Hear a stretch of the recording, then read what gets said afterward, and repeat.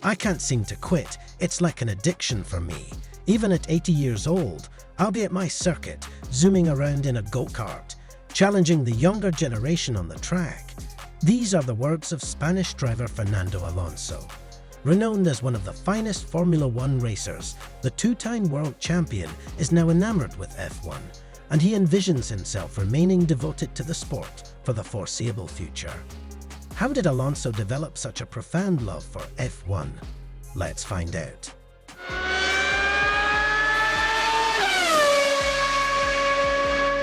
The last time Fernando Alonso won an F1 race was way back in May 2013, during his home race in Spain. Despite the years passing, many still see him as the best racing driver globally, holding the 7th spot in the all-time Formula One winners list with 32 victories. Fernando's journey into the racing world started at the young age of 2 when he hopped into a go-kart. Originally made by his dad for his sister, who later lost interest in racing, Alonso took the wheel and began a lifelong love affair with speed. When he was only 3 years old, he entered his first race, something usually reserved for kids older than 8 nowadays. What began as a fun activity soon turned into a serious hobby, winning championships in 1988 and 1989. Alonso's early years in karting were filled with joy and success. As he moved up to the cadet class in 1990, he continued to triumph, clinching the 1990 Asturias and the Basque Country Cadet Championship. Genis Marco and Mike Wilson played pivotal roles in mentoring and supporting Alonso during this time, shaping his skills and dedication. Alonso faced a financial hurdle, working as a mechanic for younger kart drivers to fund his passion. Despite challenges, his talent shone, earning him a third-place finish at the 1995 Commission Internationale de Karting (CIKFIA) Cadets Rainbow Trophy. The turning point came in 1999 when, at the age of 17, Alonso made his car racing debut in the Euro Open by Nissan with Campos Motorsport. The season concluded dramatically, with Alonso winning the title in the final race. In 2000, Alonso moved up to the higher tier International Formula 3000 Championship with Team Astromega. Despite sponsorship challenges, he showcased his skills with a second-place finish at the Hungaroring and a victory at Circuit de Spa-Francorchamps, securing 4th place overall. Fernando Alonso burst onto the Formula One scene in the early 2000s, making a big splash by becoming the youngest pole-sitter, race winner, and world champion. His journey to F1 started in 1999 when he won his first championship in single-seater racing.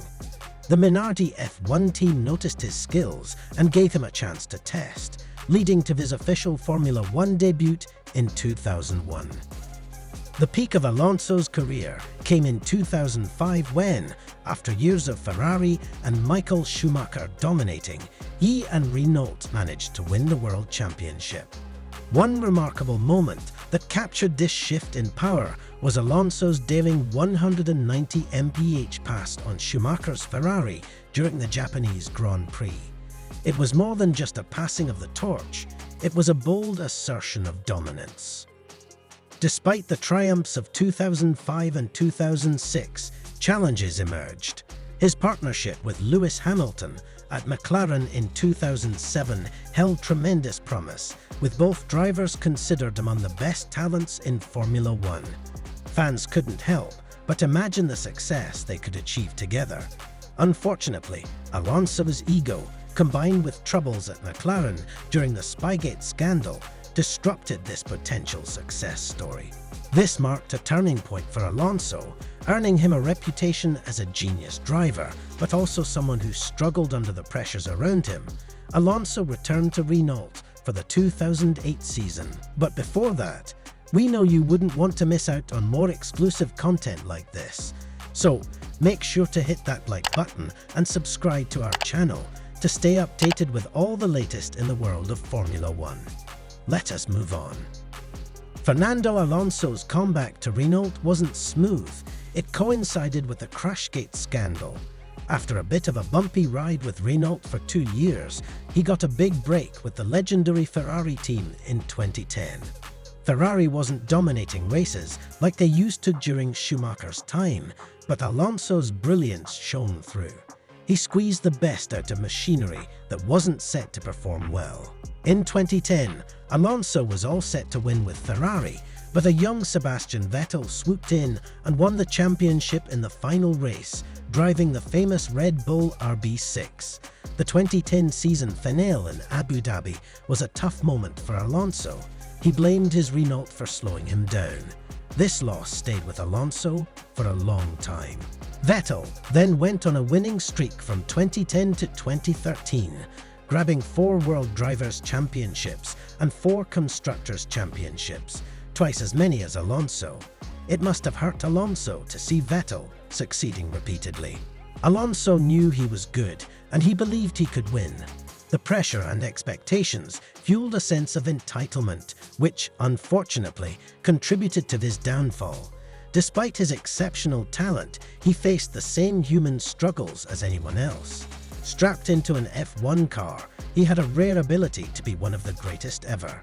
However, as time passed, his goals shifted from expanding his legacy to fixing it. After some tough years with the troubled McLaren team, Alonso decided to retire in 2018, marking the end of a remarkable but challenging journey in Formula One. Despite hanging up his racing gloves at the close of 2018, Fernando Alonso made it crystal clear that he wasn't waving the retirement flag and would gladly return for the right project.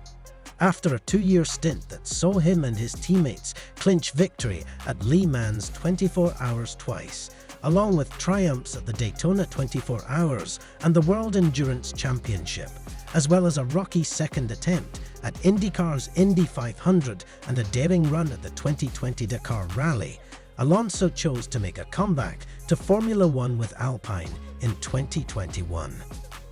Reflecting on his departure from F1, Alonso revealed, No, I think I needed different challenges at that time in my career. I was tempted by Le Mans. I did the Indy 500 in 2017, 1 year before I stopped. I had all these challenges in my head about competing in different categories and challenging myself against some other top drivers in other disciplines in motorsport, and challenged myself if I could do well in different types of motorsport. Despite the sacrifices associated with F1, Alonso finds solace and fulfillment in pursuing his passions, stating, "At the same time, I'm doing what I love to do. I'm doing what I'm the best at doing, and have never tried anything other than motorsport. So, when I look in the mirror in the morning, I'm happy with who I am and what I'm doing." Now, back in the F1 game with Aston Martins, Alonso feels rejuvenated and more joyful than ever. He attributes much of this newfound enthusiasm to the young and energetic spirit of the team. So, how long does Alonso want to keep racing? Fernando Alonso plans to keep racing until he feels he's not as good as others on the track. He strongly believes that if a day comes when he sees someone performing better than him, he might think about retiring. When asked why he continues racing despite recent challenges, Alonso explained, "Because I feel better than the others. When someone comes and I see that they are beating me in key areas like starting or preparing the car, or if my teammate is significantly faster and I can't keep up, maybe I'll decide it's time for me to explore other things. But right now, it's the opposite. I love racing." In a recent heart-to-heart, Rob Smedley, the man who once engineered races for Fernando Alonso before his Formula One journey, delved into the driving force behind Alonso's enduring presence in the world of F1. Smedley pulled back the curtain, revealing he knows he should have more world championships, so he probably even tells himself he's got unfinished business in this sport. Smedley didn't stop there. He drew a cool connection between Alonso and the current champ, Max Verstappen. He pointed out it's very similar to Max Verstappen in that everyone in F1 is a competitor, but only some of them have that extra 1%. He and Max have that extra 1%. He never gives up. He's never good enough. He has to be perfect. He just wants to be the leader. He wants to always be at the front, and that's why he's a natural competitor. That's why he can't quit. It's a drug for him. So, what we get is this vivid picture of Alonso always pushing for perfection, just like his pal Verstappen. Alonso is hungry for more championships, constantly pushing himself to be the best. Racing isn't just a job for him, it's like an addiction, a drug that keeps him hooked. Always chasing that title he believes he deserves. What are your thoughts about how Alonso is committed to racing in F1? Let us know in the comments section below. That will be all for today's video. Thanks for staying tuned. Please don't forget to hit the subscribe button and notification bell so that you can always watch more amazing videos like this. See you in the next video.